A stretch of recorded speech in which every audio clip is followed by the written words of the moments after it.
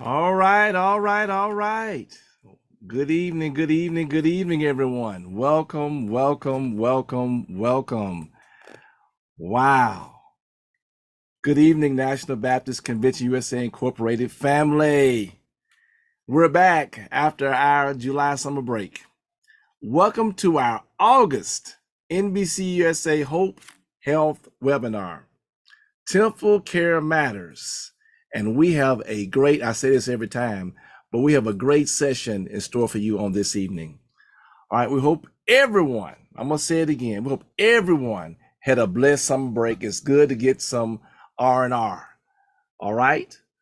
We want to begin by acknowledging our national leadership, our awesome president, Dr. Jerry Young, our general secretary, Dr. Alvin Edwards, our chair of our federal faith-based development initiative, Dr. Alvin Love, and yours truly, Michael Minor. I'm the national director of the NBCUSA Hope Health Initiative. All right, look, in this evening's TempleCare Matters webinar, we'll share about the August Suggested Health Services, National Immunization Awareness Month, and National Breastfeeding Month. We have a special guest tonight, a treat. We have an expert who's going to talk to us tonight about breastfeeding. All right. We're going to include our monthly Let's Move update in our summer of about our summer of health and wellness, which I know we're all out there moving around, having a good time, exercising our body. We know we lost a bunch of weight anyway. And then we'll share some updates on our mental health first aid training. I do want to say, for those of us down in the South, it's back to school time. We're praying for a blessed school year for all of our youth. Amen. And I know some of the parents and grandparents are happy that school is back in session. Amen. And we'll get in our next call, we'll get our Northeast, Eastern, and Wild West folks who start after Labor Day. Now we want to begin. We got to do a little promo. This evening's webinar is supported by funding from the NIH's All of Us research program. All right, we want you to join our NBCUSA Hope team in becoming 1 in a million in one of our nation's most robust research studies. To learn more, you may go to joinallofus.org/NBCUSA. That's joinallofus.org/NBCUSA. Now, to make sure you go on the right landing page, make sure that the page is on there. Oh, there it is. Thank you, Duke. There's a picture of me and Sister Minor. That's the page, and learn all about it. The All of Us Research Program. All right. Now, of course, this webinar is the latest in a series of First Tuesday TempleCare Matters webinars that evolved in some cases to hybrid events with virtual and in-person watch gatherings in our local NBCUSA congregations. So shout out to everybody who are there in their churches or at living rooms across the country sharing information tonight about health. All right, now as we always do, it's time for our COVID-19 update. As we move from a pandemic to an endemic, and we're trying to get our way to a no-demic. All right, so COVID-19 hospitalizations are rising. Yes, for the first time since the beginning of 2023, COVID-19 hospitalizations are rising. But public health experts, the White House, the Biden administration, they're confident that the U.S. is well positioned to manage the virus heading into the fall. Now, it's more difficult than early in the pandemic first started to know how many infections are circulating in our nation. That's because the state data reporting requirements have changed because they were tied to the public health emergency that ended in May. But a 10.3% increase in weekly COVID-19 hospital admissions in mid-July. That's still only just over 7,000 people, but it's a reminder that the virus is still a public health challenge. Now, is this resurgence different than before? Well, one major difference in NBCUSA Nation is that there is not an emerging variant of concern like it was with Omicron that's rapidly growing. That's according to the Illumina Chief Medical Officer, Phil Febo. Now, when will an updated, this is what y'all been asking us about. We've got some emails and some posts. When is the updated COVID-19 shot be available and who will pay for it? Well, vaccine manufacturers are working on readying an updated monovalent COVID-19 vaccine for the fall. Now, after the FDA's External Vaccines and Related Biological Products Advisory Committee in June made this recommendation, the shot should target the XBB.1.5 Omicron strain. Health insurers are obligated to cover preventive services such as vaccines under the Affordable Care Act. That means that we'll have access to the updated shot at no cost. Older adults will also access under Medicare Part B.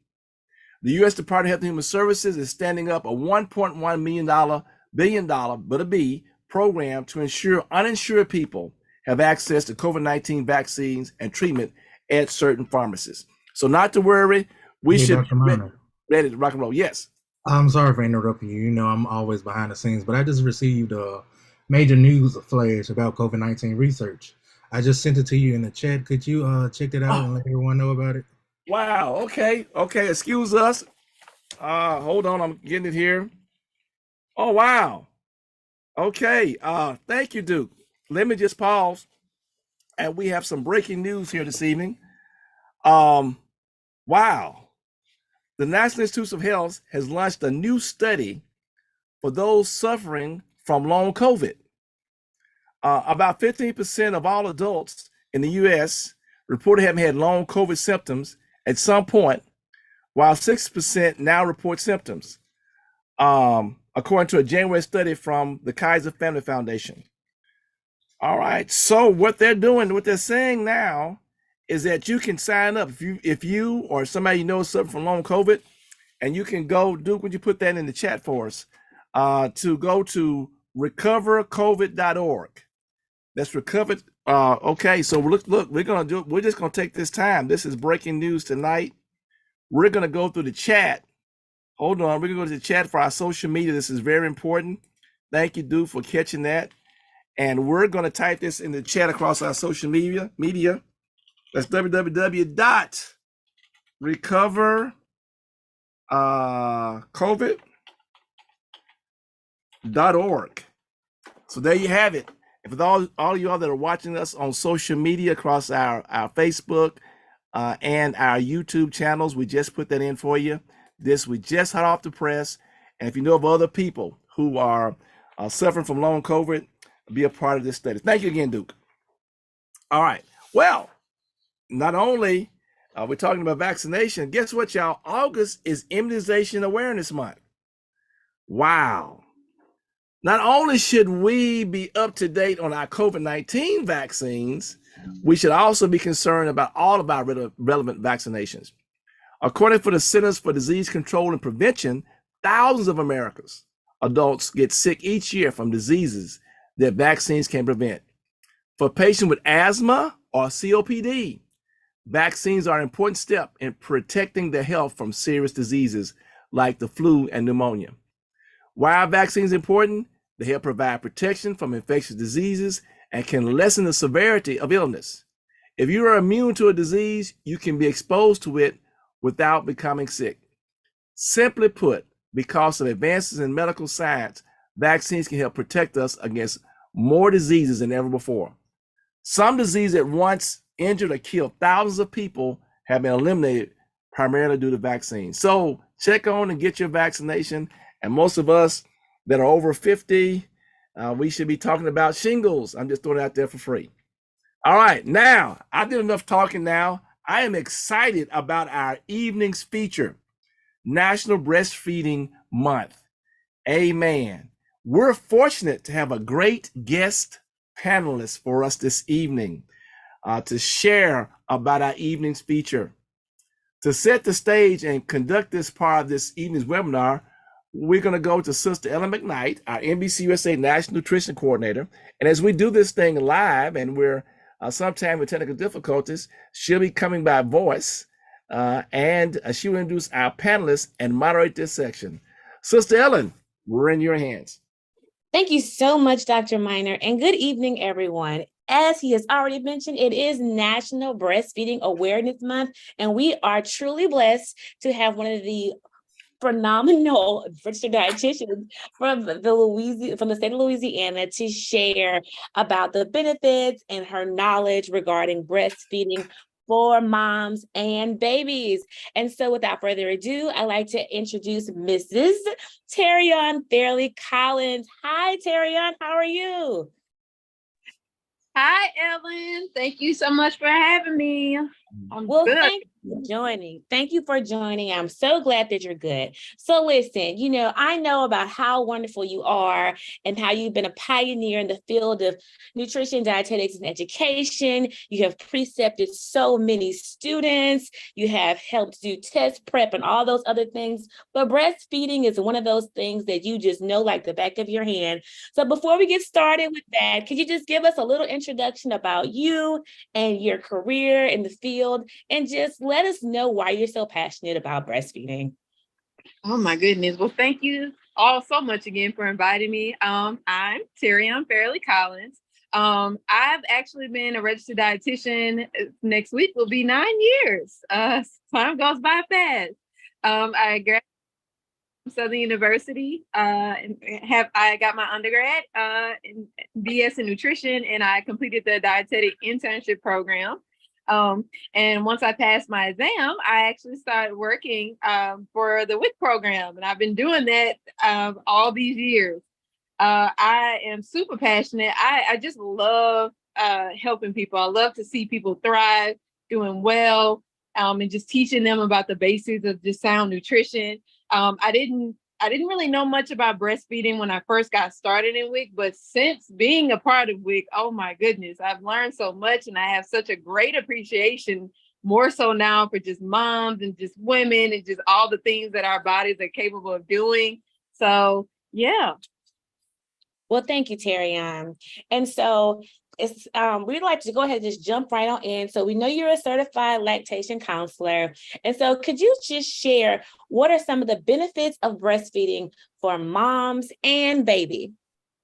I sure can. So one of the first things I always tell parents, really, believe it or not, one of the economic benefits of breastfeeding is that it is free, meaning that you don't have to pay it. It's something that our bodies as women, we make. And so it's not anything that has to be purchased or made in a lab. Our bodies produce it perfectly. It's the perfect nutrition for our babies. And it's something that you have readily available. It's super convenient. I always tell moms, if it's late in the evening or during the middle of the night and baby's hungry, you don't have to get up and go prepare, and boil a bottle, prepare the formula, warm in the bottle and all those things. You can just, get your baby and put them right on and let them nurse, and you guys have that bonding experience, and they usually will go right back to sleep. Because breastfeeding, also it's breast milk is high in melatonin, so that helps babies sleep and relax. I can just go on and on. Usually for the mom, as it relates to postpartum, breastfeeding actually helps the uterus to contract and go back down to its original size. It can help aid in weight loss. So you can usually, every time a woman breastfeeds, she can burn up to about 500 calories per feeding. So those are just some of the things for mom. It can put mom at a lower rate of developing breast cancer, ovarian cancer, just all those things. For baby, it immediately helps with, the biggest thing is immunity defense. When I would say within hours after mom has her baby, her body begins to produce what we call the beginning stages of breast milk, which is called colostrum. And it has double the immunoglobulins, which is basically the things set in place to help build up our baby's immune system. So the sooner she breastfeeds and the longer she breastfeeds, the healthier that baby is. It can help put your baby at a lower risk for developing upper and lower respiratory infections.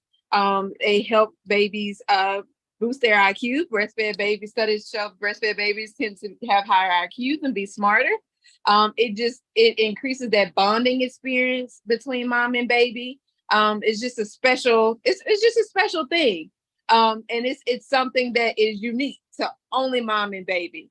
Nowadays with technology, there's different ways to do it. It doesn't have to just be one way. So, if mom chooses to just strictly nurse, she can do that. If she would like to pump, she can do that.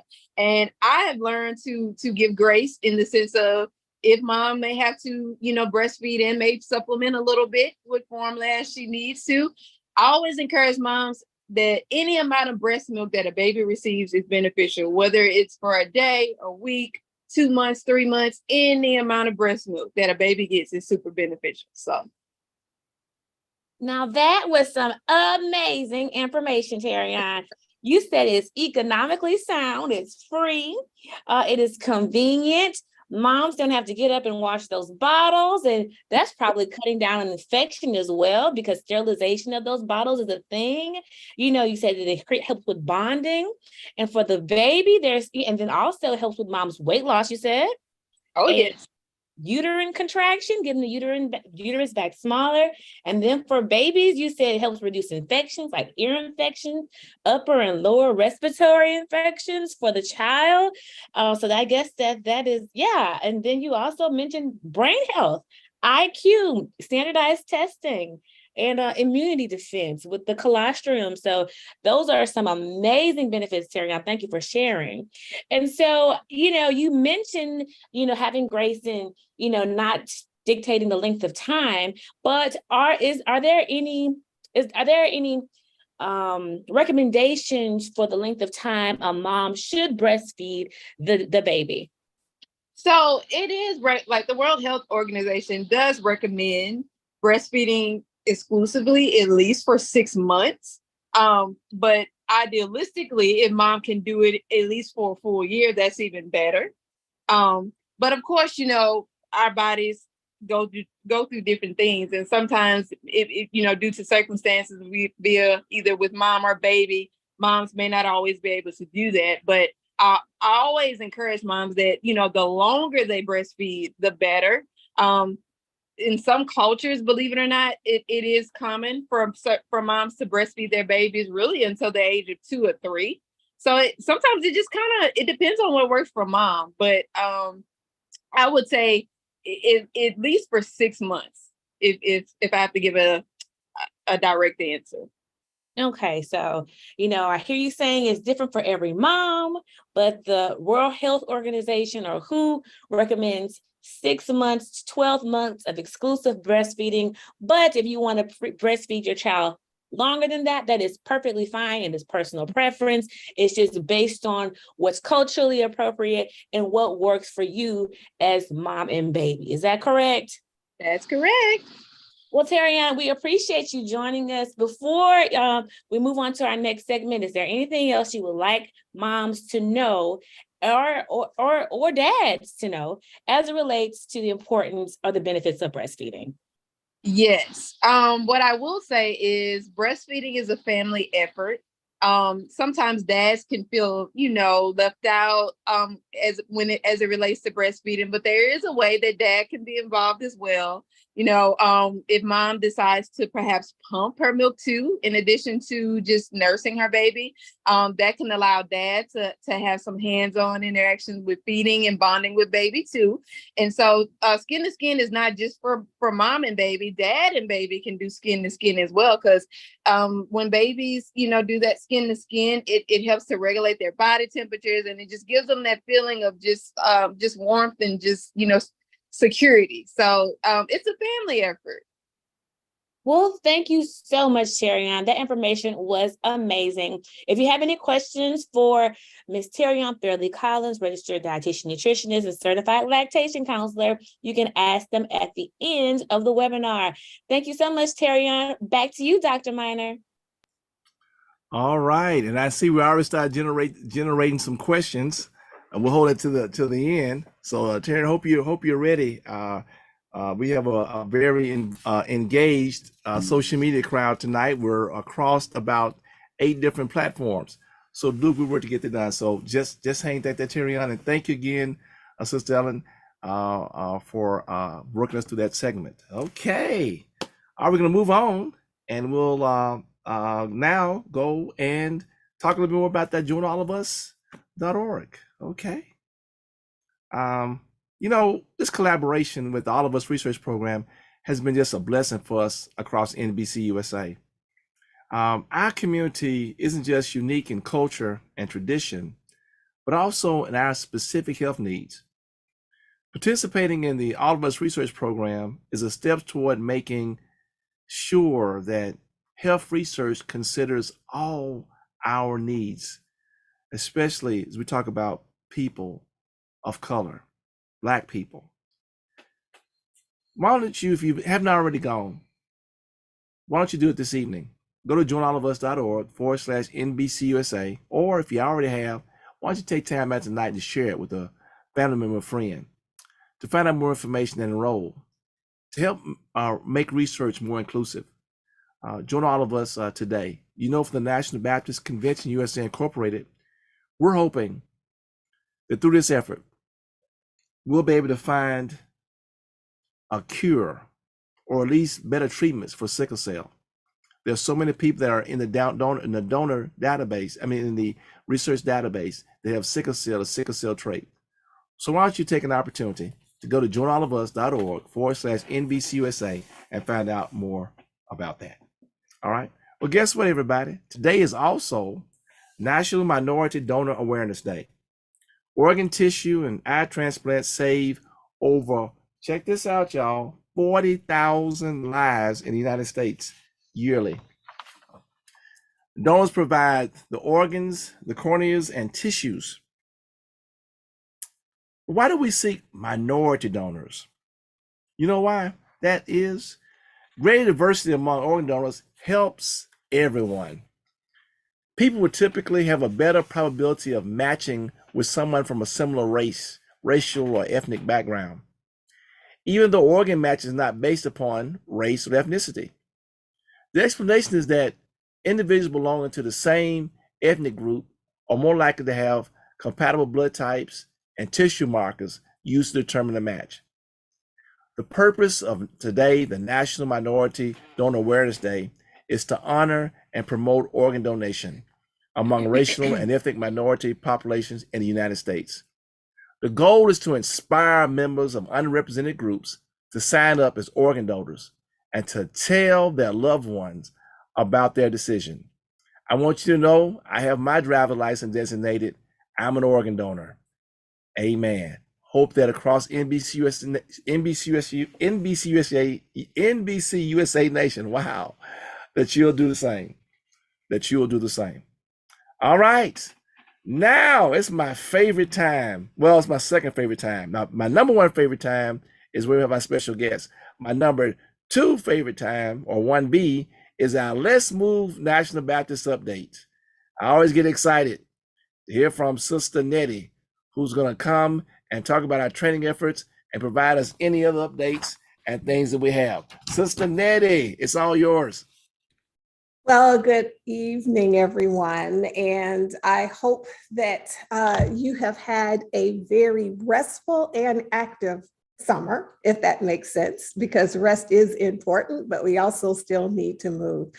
We are getting ready to make a shift as we go forward and close out this last portion of 2023. And we just want to let you know that coming soon, actually in September, so we're just a couple of weeks away, we will have additional resources where we're moving from going from an email-based program where sometimes things can get lost in the shuffle and finding your email. And then we're actually going to have things to be more web-based and hopeful to interface it through our wonderful Hope NBC app.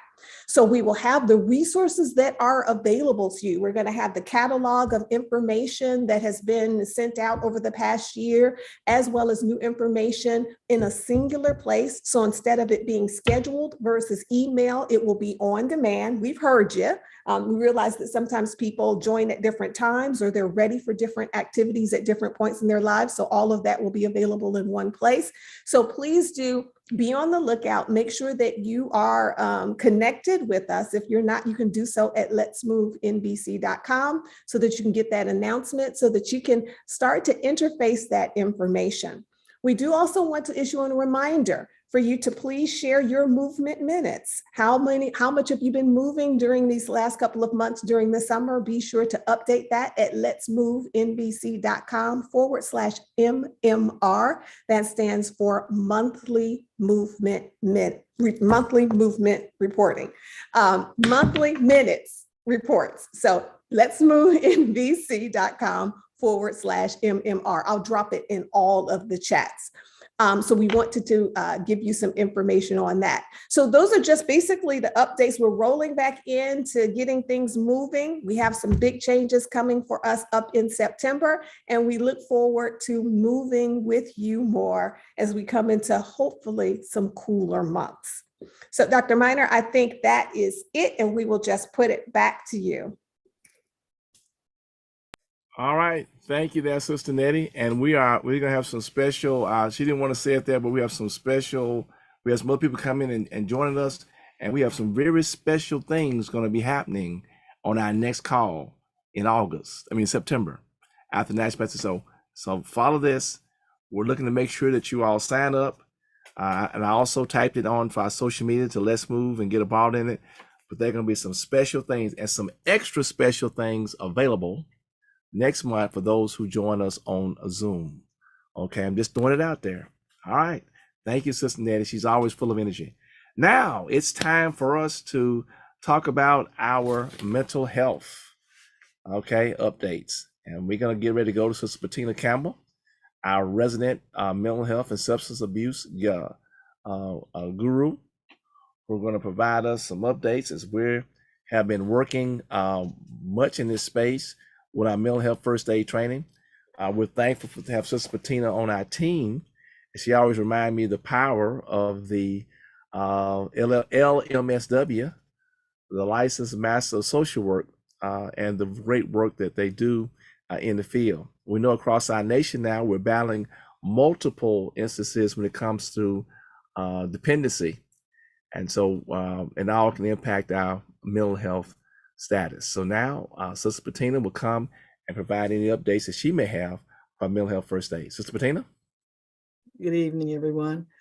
I just finished talking to Anita today with regard to the classes. And so we're looking at starting the adult classes back on Saturday, September the 16th. And it will be a 9 to for class. And so if you want to get on the wait list, you can start now by emailing me at bettina@hopenbc.com. That's Bettina, Bettina, @hopenbc.com. And I'll put you on the wait list so that make sure that you get the information. Also, she is scheduled to be in training herself on September the 21st and the 22nd for our youth mental health first aid classes. So shortly after that, so probably in October, we'll be starting our youth mental health first aid classes. All right, that sounds great. Look, I encourage all of our NBCUSA churches, the same way you got fire extinguishers, I challenge you all to come in and find out more information about this. I think all our churches need to have somebody up and rolling and being a part of this. We know that there's a slight cost for the materials, but it's well worth it. The church have already participated. So you have somebody training for CPR, so have somebody train your church for mental health first aid training. Thank you, that's Sister Bettina. All right, look, we remind everyone again about our self-paced health ambassador training. In June, we launched a series of YouTube videos covering all 8 lessons for the health ambassador certification. So these are the things that you need to do to be a part of that. You just email info@hopenbc.com to register. You request a copy of the lesson training guide and complete the training survey. Now we got the QR code that you can have there, and you can scan the QR code in. It takes you directly to these YouTube videos. We go in, we took our time to really put these together, but keep in mind, you need to have the training manuals to go along with them. It's self-paced, great information. We're Sister Linda Carper, who's been monitoring it. We've gotten great feedback from people. They really love this information. And when you're done, you'll be a certified health ambassador. We had some new people in the Midwest who coming. Sister Teresa, really their team out there in the Midwest are really going strong. And we are hoping that people will have more across the country will be in and be participating about this. Okay? All right. Well, we've covered much this evening, y'all. But the best part is coming now. We want to hear from you. All right, that includes those that are watching us on Zoom and those that are watching on social media. And wow, I'm just amazed. We are right now across 2, 4, 6, 9 different social media channels tonight. And we also thank all those who are sharing it. We see people sharing it across. We get people sharing all across the different platforms. And again, let me just go back and say this again. If it's anything you need update on, information on it, go to info@hopenbc.com. info@hopenbc.com. Anything that you missed, that you need anything information on, it's monitored. Get it there, and we will follow up. All right. Again, we want to acknowledge the financial support for the NIH's All of Us research program. We don't want to forget our August marketing updates. You may download the complete list of all our annual health services from our website, hopenbc.com, hopenbc.com. You also find other great information there, resources that we have. Don't forget to download our app. Our app is available. Amen. Our app is available for the iPhone, or if you're really blessed like I am, Android, and you can do that. Upcoming, what's happening at the National Baptist? Well, our next webinar will be September 12th. Now, it won't be the first Tuesday because we'll be in an annual session, but it'll be the second Tuesday, September 12th. There's National Childhood Obesity Awareness Month, Sickle Cell Disease Awareness Month. We'll also talk about National HIV/AIDS and Aging Awareness Day, September 8th. With a special highlight for Let's Move NBCUSA, September 8th through the 30th. The second Sunday is our Senior Recognition Sunday, where we take time out to have an opportunity to recognize all our seasoned saints. Usually at the Hill and other places, we do it for everybody that's 70 and older. Third Sunday is Sickle Sabbath Sunday, where we highlight about sickle cell disease. And of course, we hope to see you in Kansas City, Kansas City, Missouri, September 4th through 8th, our annual session. Our chieftain of the National Baptist Convention USA Incorporated, Dr. Jerry Young, will present his annual address September 4th through 8th in Kansas City. Amen. Now, you may join us on the web and social media. Again, our webpage is hopenbc.com. We're on Facebook at National Baptist Convention USA Incorporated, Hope Health Initiative. Our Twitter feed is at Hope_NBCUSA, or whatever they call it Twitter these days. Our YouTube channel is NBCUSA Hope. Now, if you'd like to enroll, let me say this again, enroll in the self-paced health ambassador training in person, as well, email info@hopenbc.com. Amen. Again, anything that you missed, that you need, info@hopenbc.com. Somebody respond back to you within 24 hours. All right. Now, look, we appreciate your feedback. So we have and I should have already picked this up already for those that don't watching on social media, but we want you to take our survey. Take our survey for our webinar. All right. What I've learned, the biggest room there is the room for improvement. To see you see my head turning here is because I'm going to copy, and I am going to make sure that everybody that is on our social media will get a chance to do this, our webinar survey. Now, look, I know you all do this every time we have a session, but guess what? We may not be on our A game, or we may be on our super duper game, or you may have some thoughts that you want to share with us. We want to learn from you. So please, ma'am, please, sir, take a few minutes and fill out our survey. We would really appreciate that. Okay? All right. Now, let's open up for questions. So I hope that Sister Terrion is ready for some questions. We had one that I posted back in the chat. Hopefully, I still got it down here on my other thing here. We're going to bring Sister Terrion and also any of our other team members there may be other questions that people ask on this evening. And we will go through and do our best to work all the questions. All right. Okay. All right. That first question we had from earlier. All right. Right. Should I still breastfeed if I'm sick? That's a question. Believe it or not, you absolutely can. The only time it's really not recommended for a mom to breastfeed is if it is an infectious disease, usually, such as like AIDS or whatnot. But other than that, it's actually still okay. During obviously the whole COVID pandemic, at first it was a concern whether moms should breastfeed their babies, but like our bodies are very, very intelligent. And what I mean by that is usually our bodies, the mother's body can tell when the baby is sick via the baby's saliva, and it'll produce extra immunoglobulins and things to help babies fight infection. But the opposite happens as well. So like mom and baby are just really one and connected. So even when mom is sick, that baby is helping her, she's helping that baby. So it's still excellent for immunity either way. All right. Another question comes up that is it okay to give the babies melatonin?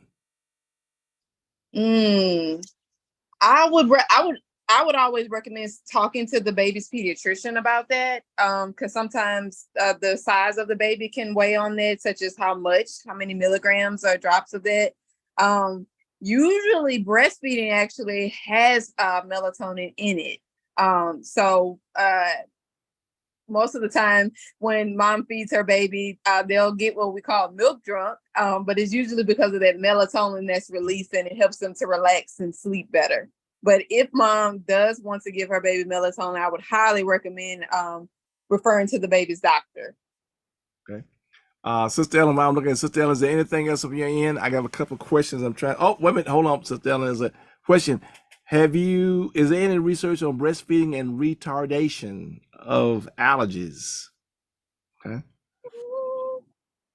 Um, Actually, breastfeeding usually, believe it or not, helps to it puts babies at a lower risk for developing allergies. Because usually through a woman's breast milk, that baby is is getting exposed to regular foods that mom may consume. Now, it is rare sometimes that allergies can still perhaps develop, but in a lot of cases, breastfeeding actually helps to reduce allergies in babies and small children. Okay. All right. Well, somebody asked here from our social media side, is there anything that we can't eat or drink? A mother can't eat or drink. I would add to that. So can't eat or drink, or another thing, are the things that should eat and drink when it comes to that. Well, I'll start with Kent. So usually the same recommendations that are recommended during pregnancy, such as being mindful of how much shellfish you consume. Also, still nothing raw, things of that nature. Being careful with whatever medications you're taking. You always want to let your doctor know or get your doctor's input and permission as far as medications, because obviously, although mom is no longer pregnant, she can still pass those things through her breast milk. So it's still recommended that the same precautions that are taken during pregnancy are still taken during your breastfeeding journey, just to be on the safe side. So that's, of course, alcohol, just anything of that nature. You still want to be mindful. As far as what you can have, it sounds cliche, but it's so true. So one of the biggest ways to have a successful breastfeeding journey is through nutrition, sound nutrition. So you want to make sure you're fueling your body.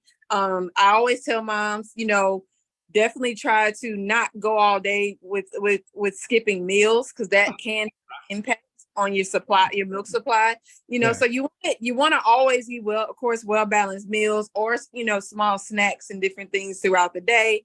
The typical whole grains, your lean proteins, your fruits and vegetables, your water intake. That's highly, highly, highly important. So. Okay. And also, Sister Ellen said, no sushi, right? Unless no raw sushi. Well, look, I got to throw this in before Sister Nettie has a quick, but before that, what about the people that have this fetish for really hot food, hot sauce and super hot fries, and super hot wings? What about that stuff? Well, the problem with that is, they, when they eat it, they do okay with it, but that baby's defecation may be highly potent. Okay, y'all heard that. Okay.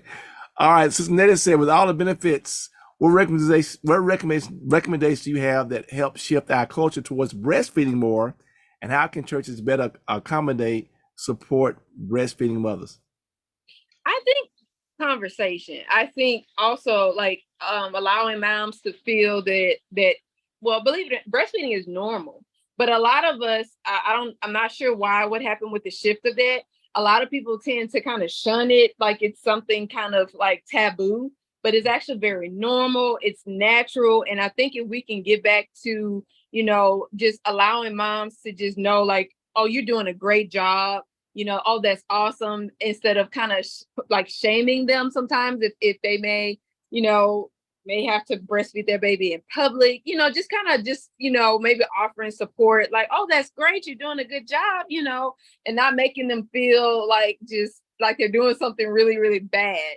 I think it should be more of a conversation of maybe how it was done back in the olden days, just to kind of bring it back, because formula is relatively new. It's about between 50 and 60 years old. So, that's one of the first things I learned, that, before formula was a thing, all there was breastfeeding. So it's very, very, very normal, very natural. And I think if we can just get back to that and really encouraging and supporting moms, whether just through words of affirmation or and just, also to just having that family and friend support too, having families that are encouraging you, not just saying, oh Lord, you're breastfeeding, why don't you just give that baby formula? No, just support. All right. And then of course Sister Ford says that we can have a breastfeeding room at church, or Yes. and everything, do that. So Yes. Yes. Yeah, have it sign up that says, okay, we accommodate. All right, Right. Sister Ellen said, is it true that roaches and insects parts are found in formula on the shelf? Well, it's some warehouses. I've heard, depends on how everything is prepared and prepped. Unfortunately, a lot of the formulas are kind of like the shelf life is pretty, it's pretty interesting. So I always tell parents if they can to thoroughly inspect their cans before they purchase it, and of course if they open it before they begin mixing it, double check. Okay. All right. So I guess we didn't hear it earlier. They're still saying you said earlier about getting the fathers involved. I guess somebody didn't catch that. How can the fathers be involved in the breastfeeding process? So I guess somebody didn't hear you previously. So yeah, definitely. Dads can actually get involved literally by one of the things is if mom decides to pump her milk into a bottle, dad can feed baby. Also dad can do skin to skin. Now baby may try to latch, which is kind of cute, but they can do that. They can still assist with helping to change baby's diaper. I've had dads that actually may help mom to pump if they notice she was off schedule. Just whatever mom needs to accommodate. Whether it be cleaning the bottles so mom can have it readily be available for pumping. Sometimes mom may be nursing baby on one of her breasts, and then the other one may start to leak. I've had dads who kind of go in the gear and they'll go grab an empty bottle and catch it for mom. So it's teamwork. It's definitely teamwork involved. all right. So then we say, what if you got a stupid boss that don't want to accommodate you at work? Are there any laws and stuff that require the breastfeeding? Actually, it is Louisiana law that now we're nationwide here. So what about, I guess the rest of the nation just depends, huh? I was about to say it depends, but it's definitely becoming more and more I guess you can say popular among most of the states, but for sure here in Louisiana, that's law. You cannot refuse an employee from breastfeeding. You have to make some sort of accommodation.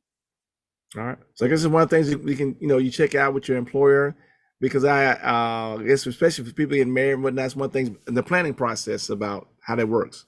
Okay. So Ellen, how can moms get free electronic breast pumps? Will some insurance companies pay for them? Absolutely. Some Medicaid programs pay for them. Some of mom's private insurances pay for them. But the most popular common way, obviously, is through our WIC program. That's one of the resources we offer to all of our breastfeeding moms if needed. So it's up to them.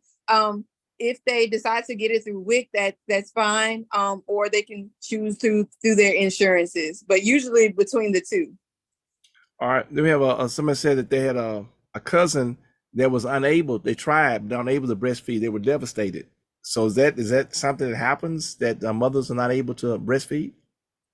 It's very rare, but it is a thing. And it can be very disappointing. It can make a woman feel like her body failed her. But the important thing mom has to remember is that a fed baby is best. So you do the very best you can, and just know that whatever you're doing is best for baby. Okay. All right. I'll try to see if there's anything else around here. So I guess it's something I'm curious about. Like, to me, in the Black culture, for the longest time, breastfeeding was a thing. Then all of a sudden something happened and it was not a thing. So is that any reason why it was a thing and then not a thing? So apparently it was more so a thing when, Black culture, we would mainly have our babies at home, and we would use more midwives back in the day. Okay. But it started to shift when more Black women started to have their babies at hospitals. And the formula was pretty much introduced. And, slowly but surely, it kind of just shifted more so to that.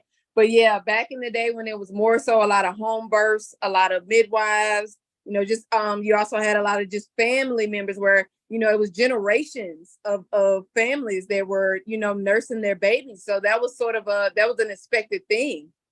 So, and then also, good point, Ellen. Also, moms going into the workforce was the shift as well. Okay.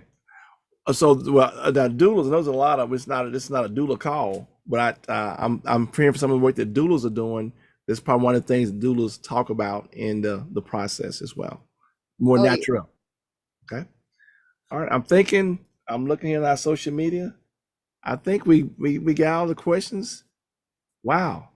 They really had some good questions tonight. So Terry, you were ready. Look, y'all, I'm telling you. Terriana was like a last minute. We were on vacation, Gannon, so we do appreciate you and your expertise. I'm always delighted when I see women of color sharing the expertise. I don't think we do enough across our nation to recognize the impact of women of color in our sciences. The reason I bring it up today is because we heard about the Henrietta Lacks settlement. The family was able to settle today. That lady who sales have done so many things to help so many millions of people, the families finally settle. So I wish you all the best. And of course, Terry, if you want to put there in the chat, if anybody would like to connect with you for additional information, maybe get you to speak with them. And look now, you know, one thing, I'm just going to be honest. I'm going to say this, I might get beat up for it. You know, if we bring in an evangelist or something, we're going to pay them. But if we bring in a speaker to talk about something like health or something, we want them doing an ad girl. So I'm just saying she's going to put a contact information in there. But if you'd like to come, take care of it. Now, she didn't say that, I did. I'm just throwing it out there for free. So Terry, if you do that, we would appreciate that. Thank you so much. And if you hang out for a few minutes, for those of us that are on Zoom, we'll just have a little wind down. Okay? All right. All right. All right, everybody. Woohoo! Well, this concludes our Q&A section. All right. We appreciate the tireless work of our NBCUSA Hope team. Dr. Desi Levy, Sister Lottie Minor, Sister Nettie Johnson, Pastor Dexter Moraney, Sister Ellen McKnight Hill, Dr. Felisa Washington, Minister Geraldine Moore, Sister Loretta Miller, Dr. Lavora Williams, Sister Bettina Campbell, Dr. Marion Talley, and of course, our very capable technology and metrics guru, Thomas Duke Robinson. All right, we're excited too for our 7 regional coordinators. On the Northeast, Pastor Daniel Blackburn. In the Southeast, Sister Brooklyn Rogers. Southwest 1, Pastor Bernard Montgomery. Southwest 2, Sister Linda Copper. Midwest, Sister Teresa Fales Farr. The West, Sister Norma Jackson. The Far West, Pastor Richmond Johnson. Now, if you want to connect with your regional coordinator, you can email info@hopenbc.com. That's info, I-N-F-O, at hopenbc.com. And we do have some great activities coming up this year.